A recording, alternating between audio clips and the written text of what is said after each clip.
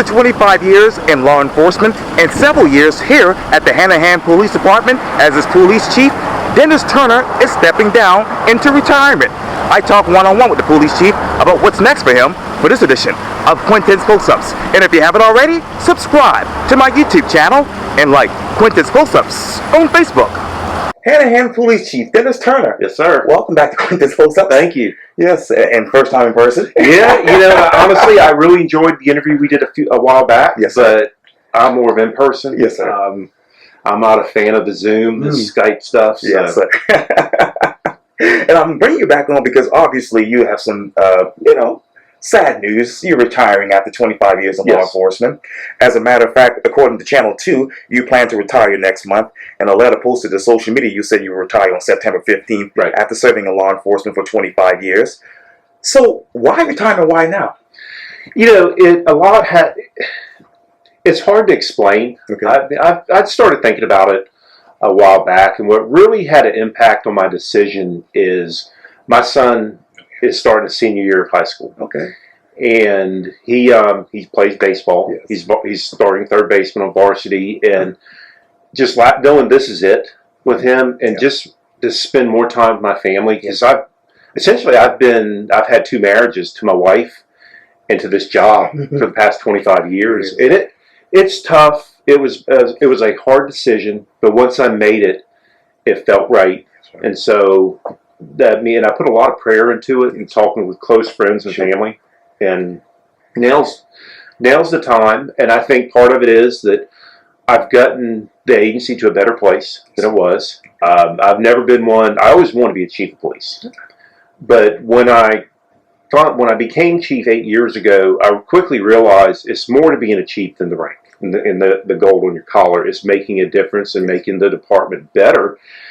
And that's one of the things. I think I've made the department better, and it's time to move on to other endeavors. And so when exactly did you make that decision? I started thinking about it really, like I said, back in the spring, and then over the summer, it's time.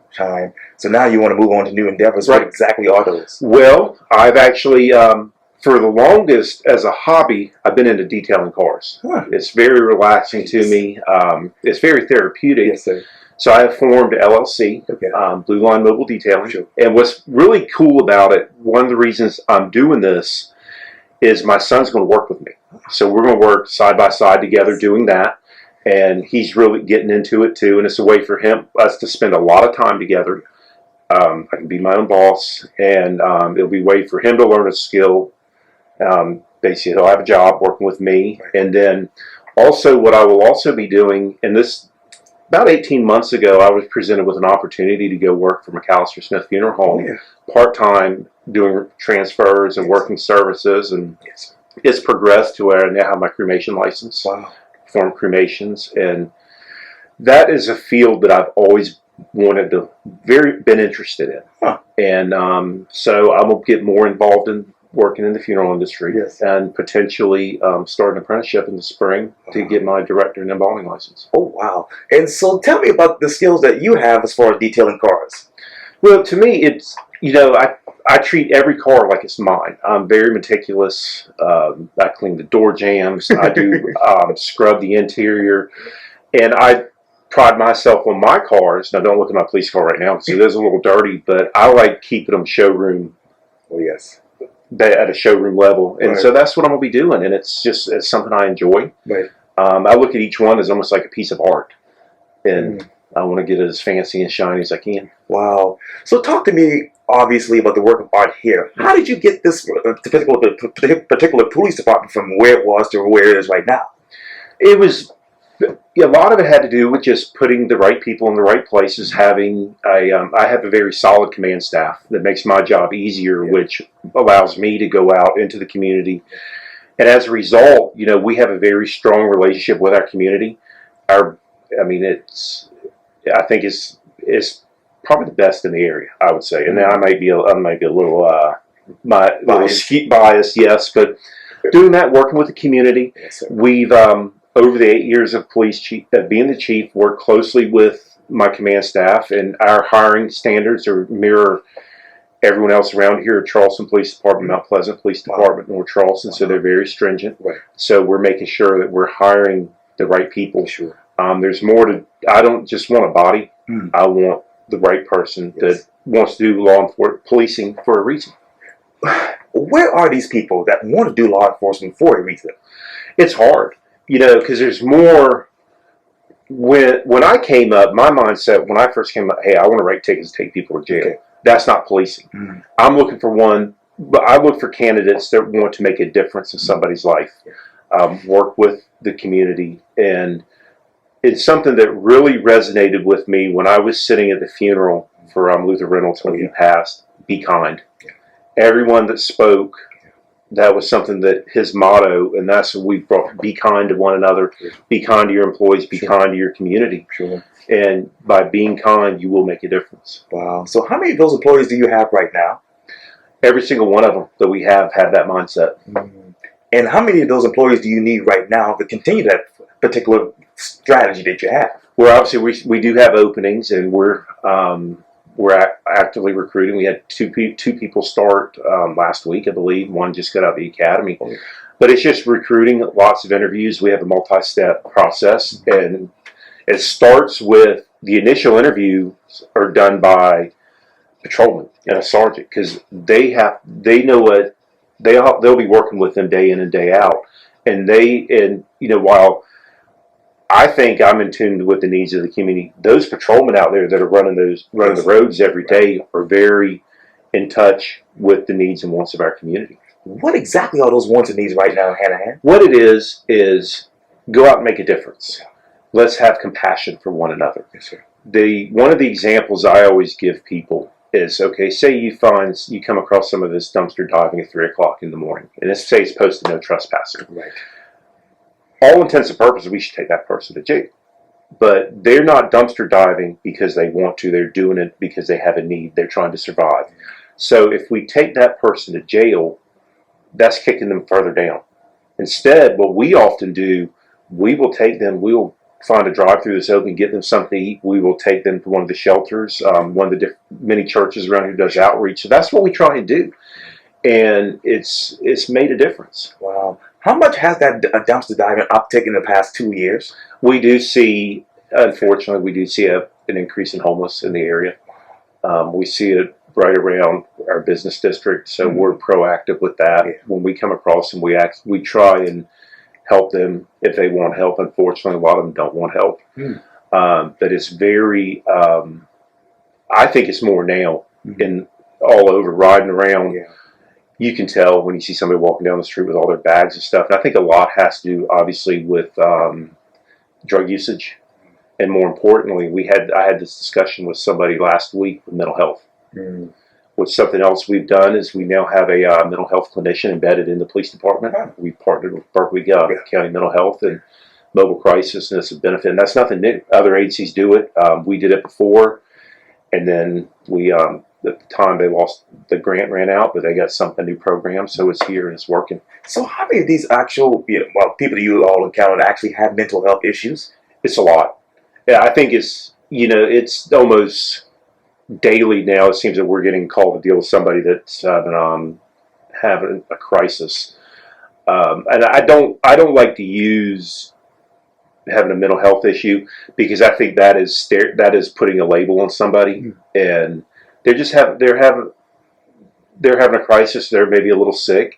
So we see it all the time, and what we do now is our clinician, if they're working, will come out to the scene, or we have iPads in all the cars that now the officers can get online with the clinician and basically do telehealth, and then if they say, okay, they need to go, we have the access to the commitment papers and take them to the hospital. And so how many of those have you all actually had to take to the hospital?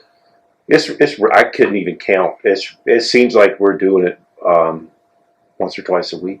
Wow. And so, separating mental health, how many of those people that you actually count actually have drug use and you have to take them to jail? Unfortunately, it's a lot of them that we try and offer them help, but unfortunately, a lot of times, like if they're panhandling and they'll leave and come back, then obviously we'll have to take enforcement action, because our number one concern is our businesses and our stakeholders in the community. But it's a lot of it. Wow, there's a lot of them. So where exactly is the panhandling happening here, Hanahan? We see it along the Remount Road corridor. Mm. We'll see it there. We will also see time to time. We'll see where homeless camps are popping up, like along the train tracks in the woods. And with that approach, what we do, instead of just going in and saying, "Hey, you got to go," we will go in and give them usually a week or two's notice. Hey, you need to pack up and move on, and we will bring them paperwork, literature from resources that are available to help them. That's number one thing, is try and help somebody. Jail is not always the answer. So how many homeless camps are actually being set up in Hanahan? You'll see them along the border. They blend between North Charleston on both sides of the tracks, but we keep eyes on them, and they'll pop up, and we'll go out there and get them to move along. Matter of fact, and it's not just Hanahan or North Charleston. You see them all over the place. I saw one. It's evidence signs. You can see like the trails leading in the woods and the debris. I've seen them like in Goose Creek. I've seen them downtown, different areas. And it's sad. Wow. So since this time of all this going on, Chief, how many citations did you all have to give? Have had you all had to give? We've actually done for people for very few. So that's good. People get the message, and we try and help them. Because I really don't want to have to take somebody for that. But most of the time, they comply and move on. Now, it is routine, though. We will see when we come across somebody, we run their name and date of birth. That a lot of times they have outstanding warrants for other agencies and stuff like that. So how many of those people actually have outstanding warrants that you had to arrest and take to jail? It just depends. I couldn't even give a count, but it's routine. We'll see that. And how many times do you all see that? We encounter the homeless people? And those ones with the outstanding warrants? It's frequent. I couldn't say how many times a month, but it's frequent. We will come across somebody and they have warrants. Wow. And going over here to the business district, how often is panhandling happening in there? You'll see upticks every now and then, but the way we found to counter it is we do routine patrols around the businesses. In the car, we get out on foot and walk and interact with people, and that presence alone keeps them away. Keeps them away. And how much time, as far as phone calls, response calls, how much had that reduced response times by with those particular calls? Well, actually, it doesn't really. Overall, it's hard to say what specific call the time is, but on average, I run usually once a month. I run a synopsis of our call response time, and on average, our response time is about 3 minutes and 20 seconds. Wow. To everything. To everything. So how do you hope to redistribute your officers to provide faster service response to those particular areas? So we basically, what we do is no different than what other agencies do. We have zones. The city has 3 zones. Right here where we're at is Zone 1, Otranto, Eagle Landing. Zone 2, Tarrant Plantation. Zone 3. So we keep officers up there in all the zones at all the times. Also, like if we're getting busy for calls, command staff, detectives go out on the road. And what's really helped our response time is several months back when they opened up the Railroad Avenue connection, because before we would have to go out to Rivers to get up to Otranto that way, which that's why we would keep somebody up there, because the last thing I want is an emergency come up there and nobody's there and we get cut off by the train. But now it's response time is great. So exactly what zones are getting the busiest calls? It just depends. It all comes in spurts. Wow. And tell me, Chief, how many police officers do you want to increase by in the next year? Now that you're leaving, but you want to help carry that on, of course. Well, we're allotted 36 positions. We were 33. I got the 3 additional ones, I think 2 years ago in the budget, 3 years ago in the budget. So right now we're good. In anticipation with getting those is the anticipated growth. And I did analyzing call volumes, incident reports. So it's just busy, and it's definitely busier, but you always got to try and stay one step ahead of the game for the people. And so how many of those incident reports have been increased over the past 6 months? I want to say we're up to now 2,400 police reports, actual incident reports for the year. Now, calls are a lot more. I think on average we have seen, if I remember my numbers correctly, I want to say it was around we'll see 14 to 15,000 calls a year. Wow. And that's citywide. I can go back and do further breakdowns depending on the zone, but that's citywide. Now, some of that does include, it includes everything. Wow. And what's the biggest difference from the time that you started here to right now with those particular incident reports? You know, the incidents that I was dealing with 25 years ago when I started is the same. I think you see a lot more now. I think you see a lot more frauds now, obviously with how prolific the internet is. And then we do see, it comes in waves, the property crime, cars getting broken into. 9 times out of 10, the cars are unlocked. But it's really the same. It's the only thing that's really changed, I think, in the 25 years is the technology. And that actually has made our jobs easier, from the in-car cameras, the body cameras, through a grant that I was able to get to update our records management system. The computer in dispatch talks directly to the computer in the car, so everything is done remotely now, so they don't have to step foot in this building to do incident reports. And also, because the way the system is set up, it has basically, you have information at your hand, whether or not pulling up DMV, you can go into call histories to find out, like, hey, am I going to a call where somebody's potentially a violent offender? Different things like that, and it's technology. Wow. And so what other technology services do you need right now to keep that going?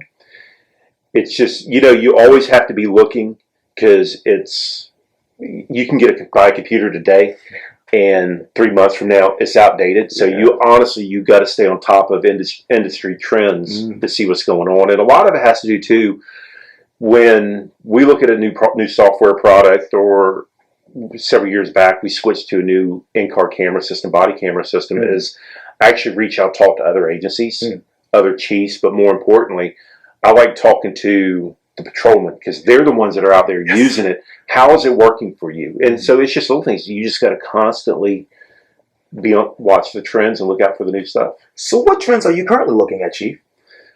Right now, I'm looking at a transition to the next staff, which the department is going to be in good hands. Yes, sir. But it's just trying to stay updated. I think one of the biggest things that you're seeing now is the plethora of cameras deployed, and that's something that I've looked at, and my staff has looked at, is possibly adding more cameras to the city. Yes. Like, I've seen what other agencies are doing with these cameras in these real-time crime centers. And that can make a difference. So where exactly could you put more cameras in the city of Hanahan? Well, right now we still have the tag readers. We're looking.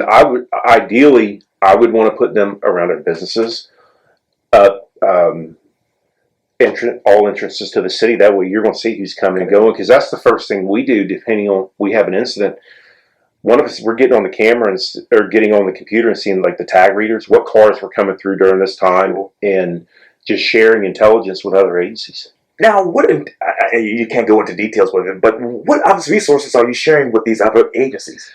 So we actually, it's a service that's originally, I believe, North Charleston was the pioneer behind it. Matter of fact, Deputy Chief Karen Cordray. It's called LORSIC.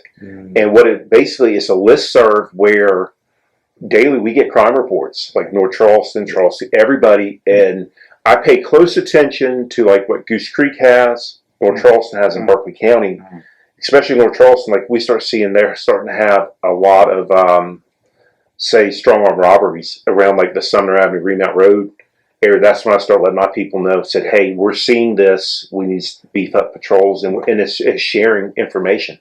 Where exactly can you beef it up right now? It's just being a presence. I mean, it's just, we work closely. So when we start having issues, like, for example, I believe it was last year, we were having issues with car break-ins up in Otranto. So I called the sheriff. Sheriff sent bike patrol in late at night. And it's just being a presence. And that's one thing with this new system that we have. It's, I can basically create heat maps. It'll show me where different incidents are, and we share that information. Hey, we're seeing an increase, looks like between 1 in the morning and 3 in the morning. Cars getting tampered with. Let's be in that area. Be proactive.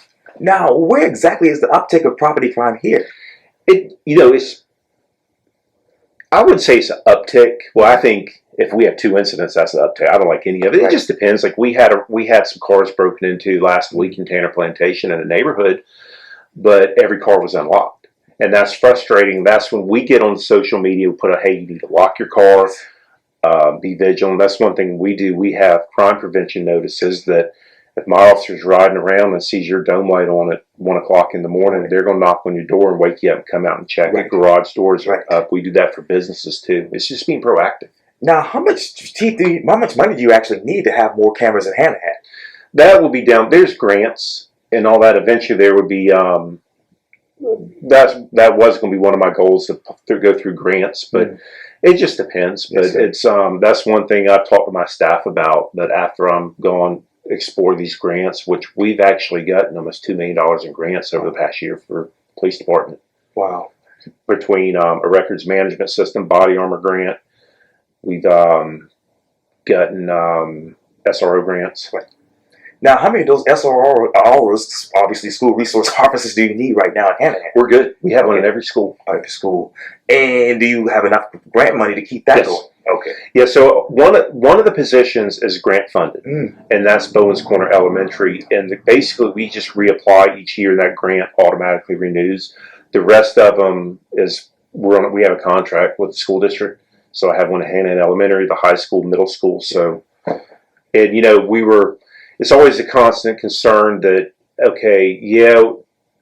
if we take one off the road, put in school, that's one down off the road. But the mindset, and this is the mindset that my mayor has, our council, and everybody here, these children are important.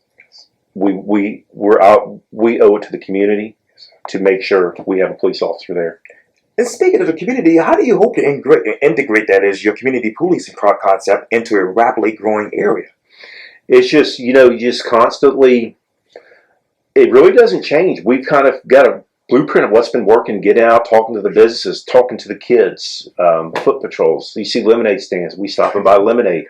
It's just the little things like that. As long as you do that, and I wish those are things that we would have been doing 25 years ago when I started, because I think it would be even better now.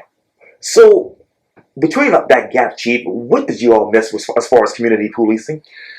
I think for the longest, and this is just my opinion, a lot of times it was, most important thing is go out, write tickets, speeding tickets, take people to jail. That mindset changed. That mindset really started changing early 2000s. It started. And so once that mindset started, we started doing more. Yes, sir. And it really took off when Mike Cochran came here as police chief. Oh, yeah. And he was my predecessor. And it's basically the Disneyland motto, everyone does their part, and kind of still taking that blueprint, and we've made it grow. Now, where do you want to keep that going? Where do you want to grow that to, I should say? It just still needs to go. The biggest thing is, so Berkeley County is one of the fastest growing counties in the state, if not the fastest one. But then all this, like North Charleston's growing, people are transient. It's no longer you born here, you're going to stay here till you die. A lot of people come in from out of state now because of like Boeing and all these different jobs. And so we still have to connect with these new people that are moving into the city. Because some of them may come from places where they didn't have the relationship with the police department, and it's the biggest thing is we're all approachable. Come talk to us. And I know this is a mayor city council question, but exactly how many people have moved to the city of Hanahan in the past 6 months? It's a lot.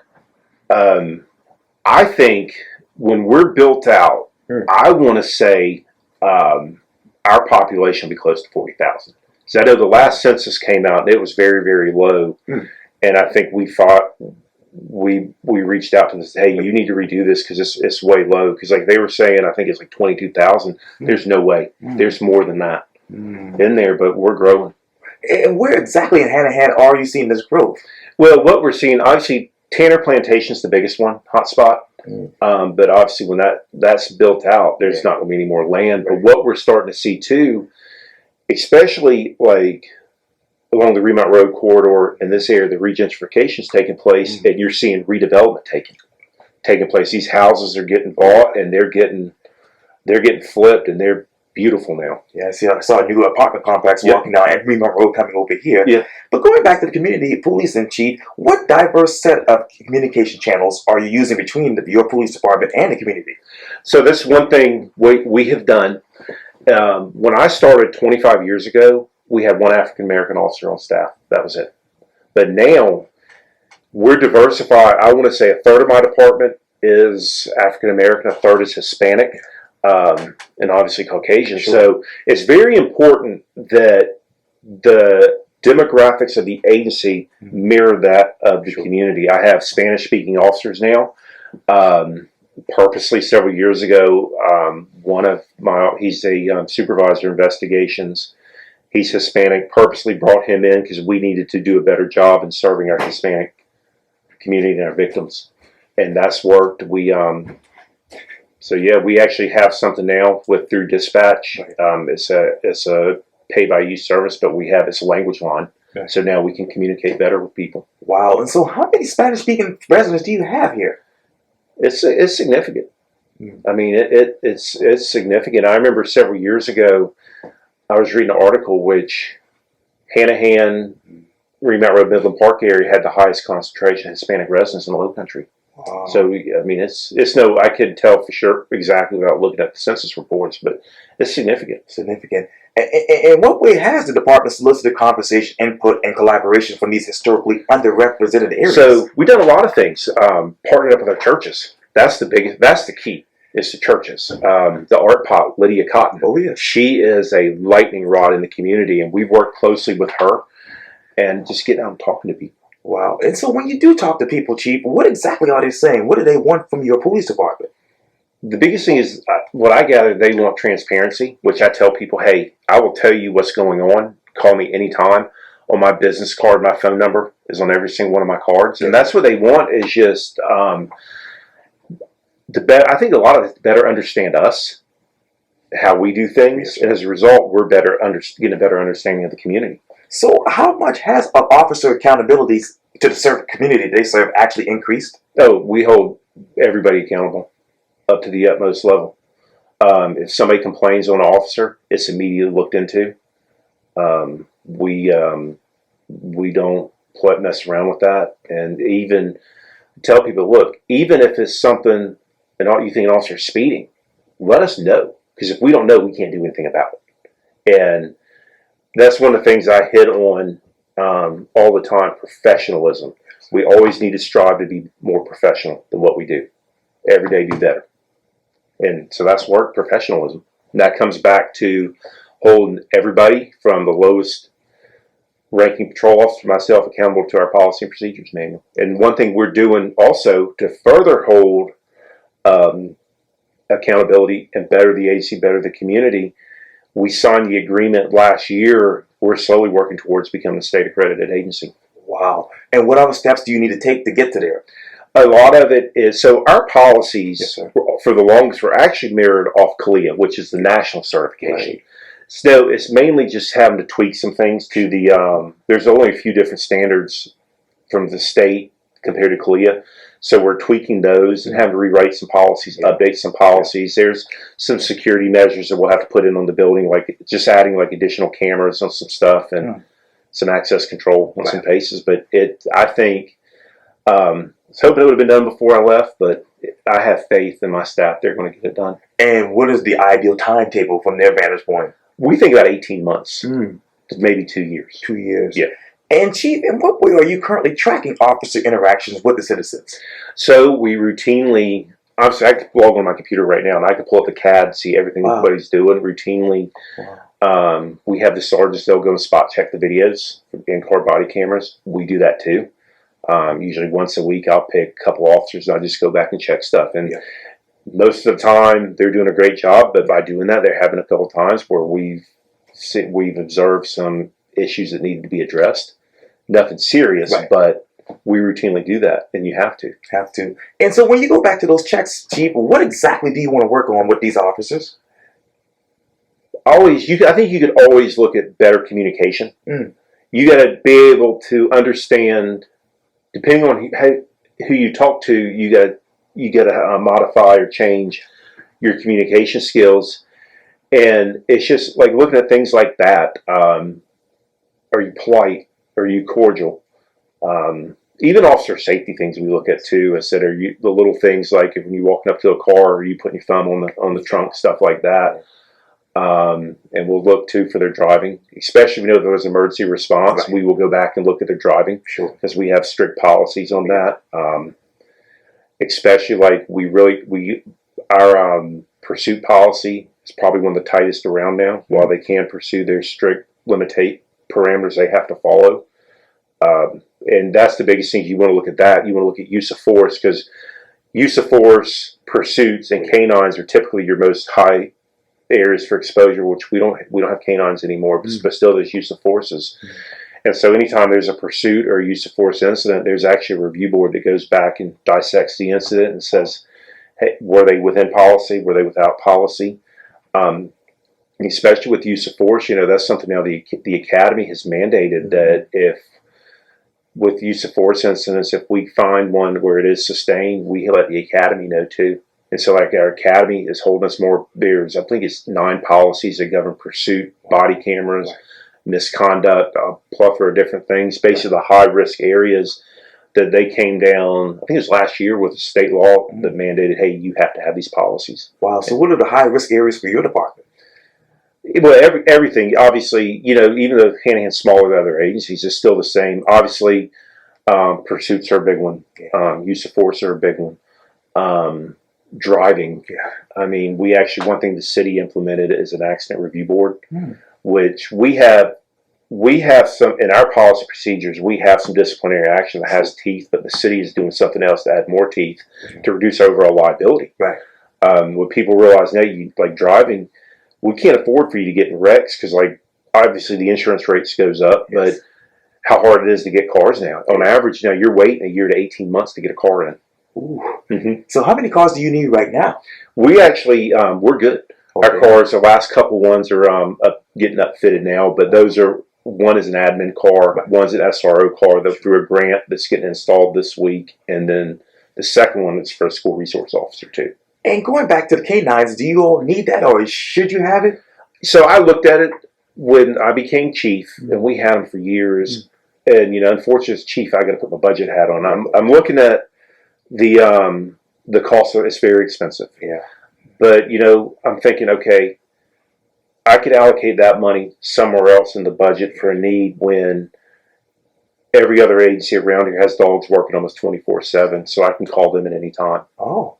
So how much shared resources are available for your department? Yeah, we share. Everybody shares. Even though like we're small, time to time, like SLED will reach out. Hey, can we use your office come here and use your interview room? Because instead of them having to go down to Walterboro, I'm like, yeah, just use my office. Wow. They have access control. They can come in, use my office. Cool.